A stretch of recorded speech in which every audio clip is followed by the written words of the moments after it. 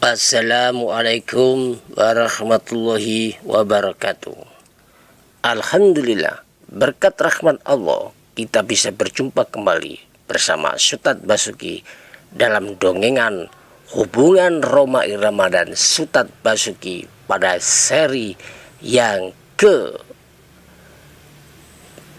7. 6 sampai 7 ya. 1 2 3 4 5 6 7 ya, di seri 7. Kali ini mau bercerita tentang film Darah Muda, Darahnya Para Remaja.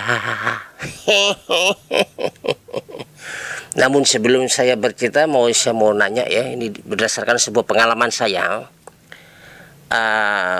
Kalian semuanya kan tahu mobil elf itu ya, kan juga tahu bis ya.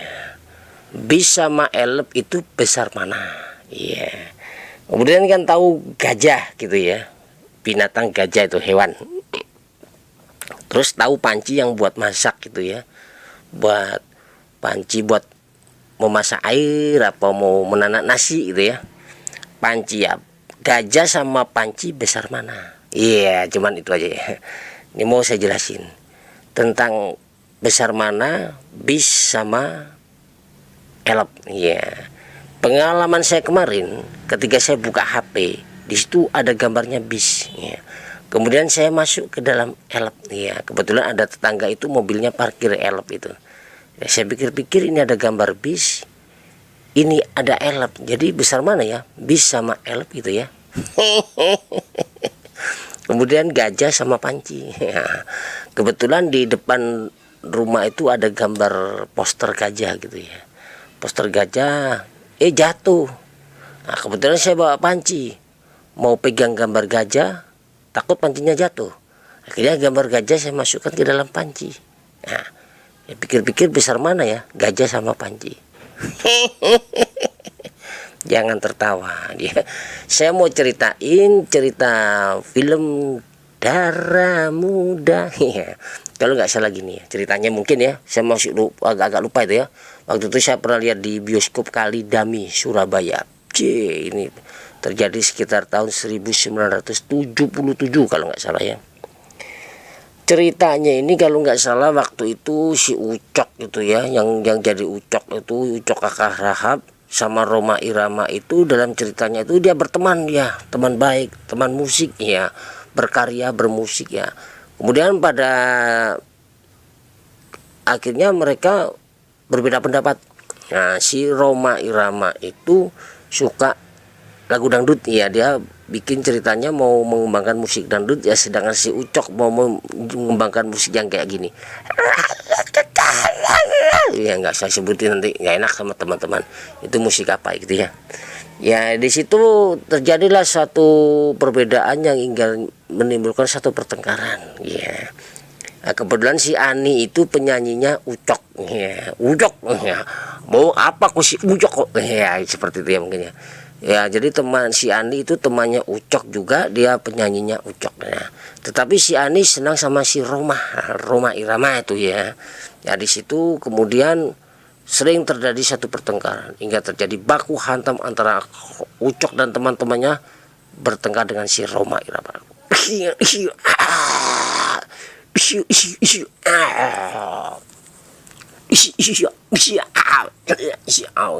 seperti itulah pertengkarannya.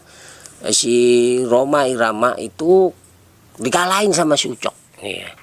Dikalahin sampai tangannya apa tuh dipukulin sama itu, nggak tahu apa itu, lupa saya itu, entah sama palu atau sama kayu ya, dipukulin cedak ya, enggak saya Rhoma Irama tangannya sakit ya. Terus dia menuju pada gurunya yang guru silatnya gitu. Dia mengguru di situ untuk mendalami ilmu bela diri, ilmu tenaga dalam ya, dalamnya hati ya, di dalam sanubari ya, dalamnya diriku kepadamu cie. Ya si Rhoma Irama belajar ilmu bela diri kembali ya, itu ada suara tokek itu ya, ya nggak apa-apa tuh ya. Nah, kemudian si Rhoma Irama mengguru cat ya, hingga akhirnya dia lulus lah. Dia Nah, sementara setelah itu dia pulang, ya, konser musiknya semakin menjalar dan menjadi-jadi si Rhoma Irama dengan lagunya gini kalau saya nggak salah. Darah muda, darahnya para remaja. Terus ada musik yang gini. Adeng, ding ding, ding ding ding, ding ding, ding ding, ding ding ding, ding ding ding, ding ding, ding ding. Nah, kemudian yang kayak gini. Waktu perjalanan Rhoma Irama mau nyebrang sungai, tetapi sungainya jembatannya patah. Ada musik yang ini.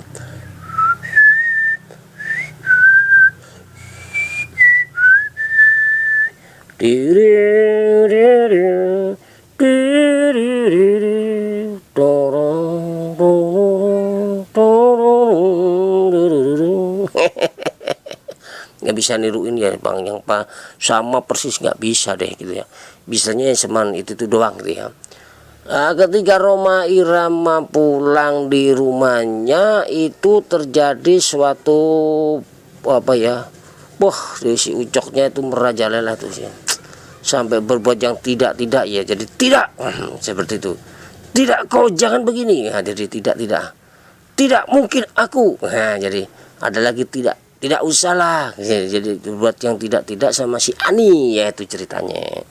Kemudian Rhoma Irama nanya sama Ani, apa yang terjadi? Wah, kemudian Ani bercerita, wah terus langsung Rhoma Irama lari itu lewat jalan-jalan raya tuh ya. Wah, nggak peduli mau jalan tuh terus dia kenceng itu, nggak pakai nengok kanan kiri, dia langsung lari. Wah, mah ketepok. Itu mah suara kuda gitu ya. Jadi Rhoma Irama lari itu untuk mencari si Ucok dan kelompoknya. Iya. Kemudian terjadi lebak hantam. Iya, cat, ada lagi berantem lagi. Ya, cat, cat. Ya, seperti itu mungkin ya ceritanya. Ya, agak lupa waktu itu saya nonton di Bishop Kalidami ya. Jadi dari pertengkaran hingga akhirnya dimenangkan oleh si Rhoma Irama. Kalau yang pertama tadi yang menang si Ucoknya, yang kali ini Rhoma Irama. Kenapa kok Rhoma Irama menang? Karena filmnya mau buyar, hampir selesai gitu ya. Nah, sementara si ibunya Rhoma dan Ani menuju ke kantor polisi untuk memanggil polisi karena ada terjadi suatu baku hantam cat tadi gitu ya. Dan setelah dimenangkan oleh Rhoma Irama keluar ya, polisinya masuk ke dalam rumah itu tadi ya. Kayaknya saya juga nggak tahu ya, sepertinya syutingnya tuh di Bogor tuh atau di puncak itu kayak gunung-gunung ya, atau mungkin di Tretes ya. Sepertinya di Tretes nggak ada waktu itu rumah seperti itu ya, mungkin di tempat lain lah yang pegunungan Tepacet atau di mana gitu ya. Soalnya banyak film-film Rhoma Irama yang syuting di Jawa Timur gitu. Nah, kemudian Rhoma si menang ya, si Yati Oktavia yang jadi Ani, atau ibunya itu siapa nih namanya, entah Neti Rawati atau siapa itu lupa saya ya, nggak tahu lah ya. Yang kemudian buyarlah filmnya, selesai sudah, habis keluar dari gedung bioskop Kalidami. Di situ saya keluar, wah ada orang jual es limun itu segar. Wah, ya kiranya sampai di situ dulu, di sini dulu, saya di sini apa situ ya. Kiranya sampai cukup sekian dulu cerita dari Sutat Basuki dalam cerita di YouTube hubungan Sutat Basuki dan Rhoma Irama seri ke-7. Terima kasih. Wassalamualaikum warahmatullahi wabarakatuh. Jangan lupa like and subscribe ya, karena saya butuh subscribe, saya juga butuh penghasilan. Terima kasih.